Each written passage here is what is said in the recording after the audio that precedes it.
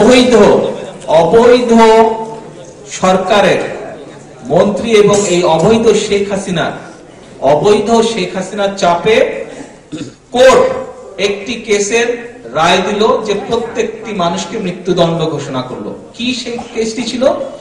কিছু সন্ত্রাসী গ্রুপ কয়েক বছর আগে যখন 2001 সালে বিএনপি তথা 4 দলীয় জোট সরকার পরিচালনা করছিল, সেই সময়ে একটি সন্ত্রাসী গ্রুপ বাংলাদেশের মাটি ব্যবহার করে কিছু অস্ত্র পাচার করছিল।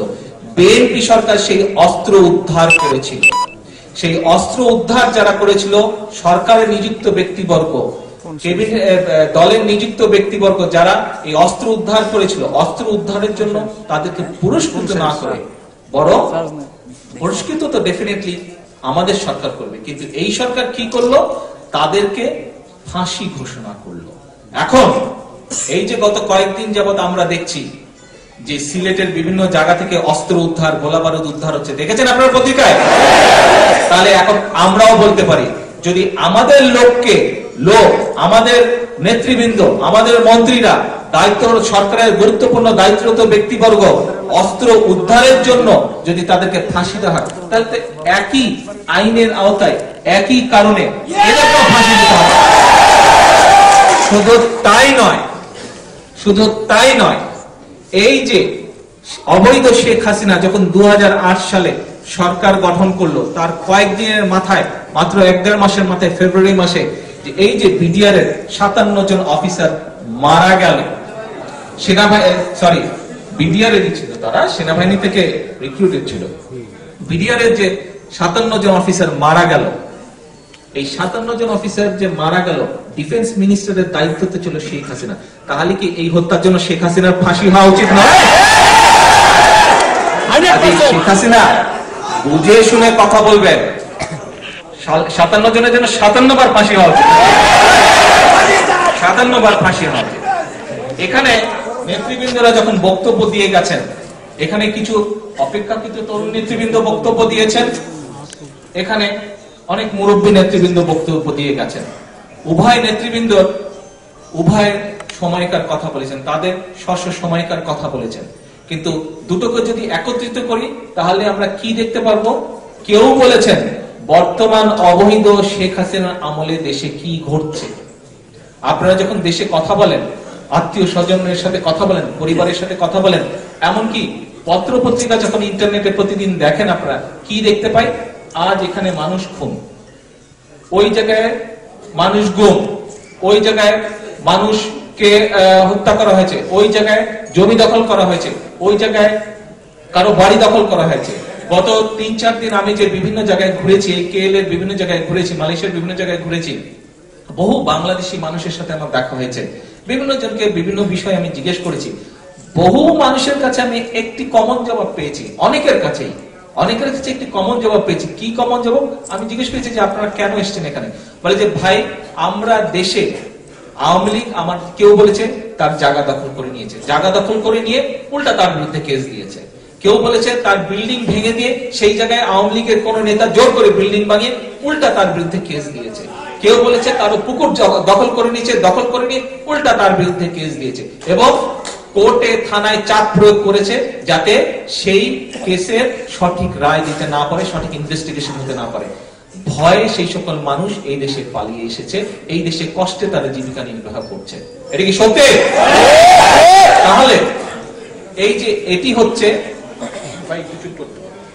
এটি হচ্ছে বর্তমান অবস্থা।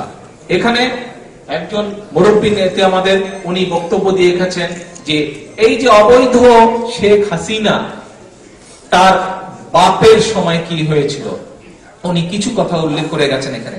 আসুন, বর্তমানে আপনার সামনে যারা বসে আছেন অধিকাংশ অপেক্ষাকৃত তরুণ যুবক, আপনার বর্তমানের বাংলাদেশের প্রতিদিনকার সিনারিও আপনারা দেখছেন, প্রতিদিনকার চিত্র আপনারা দেখছেন, সমাজের, দেশে, সমগ্র এলাকার, সমগ্র দেশের আপনারা সিনারিও দেখছেন। আসুন আমরা একটু পিছনে দেখি বাপ বেটির মিলটা কেমন, আসেন আপনাদেরকে একটা বিষয়, পত্রিকার একটা কাটিং পড়ে শোনাচ্ছি। এটি হচ্ছে 1973 সালের 17 আগস্ট ইত্তেফাকের একটি সংবাদের শিরোনাম, নিরাপত্তার আকুতি গ্রাম বাংলার ঘরে ঘরে। এটি হচ্ছে শিরোনাম খবরের ভিতরে কি রিপোর্টে লেখা হয়, সমগ্র দেশে আইন শৃঙ্খলা পরিস্থিতির মারাত্মক অবনতির ফলে মানুষের জান মাল ও ইজ্জতের প্রয়োজনীয় নিরাপত্তার অভাবে গ্রামগঞ্জ ও শহরবাসীর মনে হতাশার মাত্রা দিন দিন বাড়িয়াই চলিয়াছে এবং আইন শৃঙ্খলা রক্ষাকারী সংস্থার প্রতি মানুষের আস্থা লোপ পাইয়াছে। অবস্থা এমন দাঁড়াইয়াছে যে চুরি ডাকাতি লুটতরাজ তো আছেই, রাজনৈতিক সামাজিক ও বৈষয়িক কারণে শত্রুতামূলক হত্যাকাণ্ডের ভয়ে মানুষ বাড়ি ঘর ছাড়িয়া অন্যত্র আশ্রয় লইতেছে।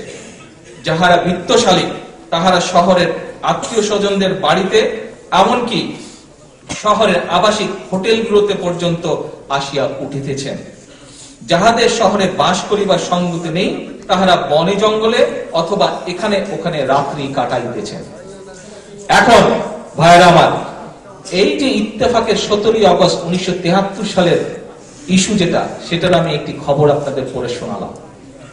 আমাকে ঠান্ডা মাথায় একটু 2-4-5 সেকেন্ড চিন্তা করে কেউ একজন কি বলতে পারবেন যে বর্তমানে দেশের যে পরিস্থিতি, পত্রপত্রিকার যে নিউজ, এই 73 সালের নিউজের সাথে কোন রকম পার্থক্য আছে? কোন রকম পার্থক্য নেই। অর্থাৎ বাংলাদেশে সবচেয়ে বৃদ্ধি পেয়েছে। স্বাভাবিক, বাপের রেকর্ড ভঙ্গ করছে পেটে। বাংলাদেশে সবচেয়ে দেশ স্বাধীনের পরে সবচেয়ে খারাপ সময় বলা হতো শেখ মুজিবের শাসনামলকে। বর্তমানে এই শাসনামলকে, সেই শাসনামলকে বেটি ক্রস করে রেকর্ড করার চেষ্টা করছে। শুধু তাই নয়, এখানে খুব সম্ভব মনি সাহেব বোধহয় ওনার বক্তব্যে বলে গেলেন যে গত 5 বলেছে আঞ্জুমান মফিদুল কত 5,700। আচ্ছা, আসেন এইটারই আরেকটা তথ্য দেই। এই হাসিনার আমলেরটা তো শুনলেন আপনারা, বাপের আমলটা শুনলেন না? আসেন 26 আগস্ট 1974 সালে দৈনিক পত্রিকা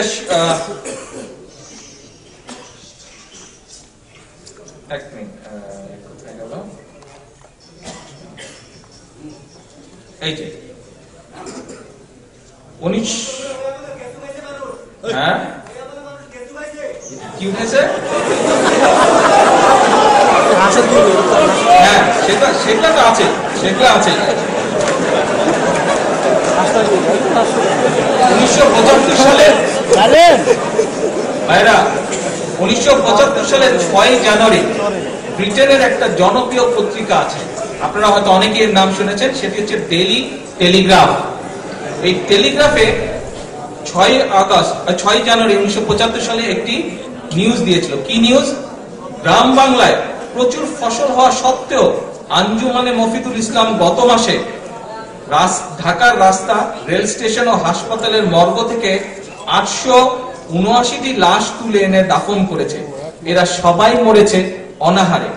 এই সংগঠনটি 1974 সালে শেষার্ধে দাফন করেছে 2543টি বেওয়ারিশ লাশ। চিন্তা করেন, অর্থাৎ এই যে দল আর এই যে বাপ বেটি, এরা হচ্ছে বাংলাদেশের মানুষের জন্য একটা বোঝা। বাংলাদেশের মানুষের জন্য একটা বোঝা। এটা গজব বস, একটা গজব। এক মিনিট আস্তে, সবাই কথা বললে তো শোনা যাবে না। এরা হচ্ছে বাংলাদেশের মানুষের জন্য একটা বোঝা। এই বোঝাকে 1975